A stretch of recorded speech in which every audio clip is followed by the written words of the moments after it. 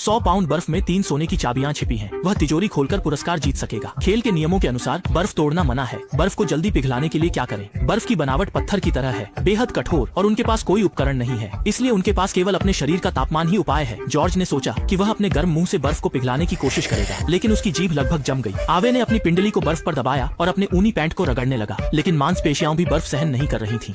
लेकिन लाओ वांग थोड़ा चतुर है। वह अपने पूरे शरीर की त्वचा का उपयोग करके गर्मी के क्षेत्र को बढ़ा सकता है ताकि बर्फ जल्दी पिघले। होस्ट ने अच्छे दिल से बताया कि पेट पर गर्मी सबसे ज्यादा होती है। क्या सच में? ओह,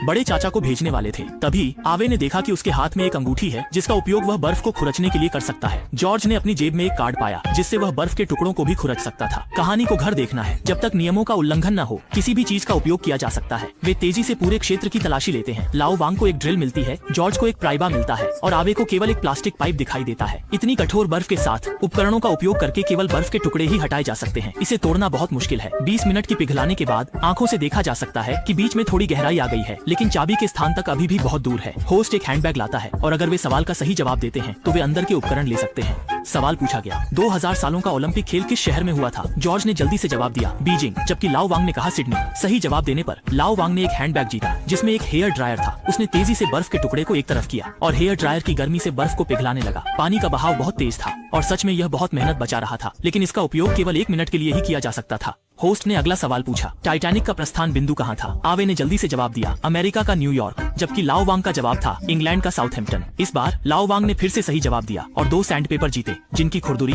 सतह बर्फ को रगड़ने के लिए एकदम सही थी।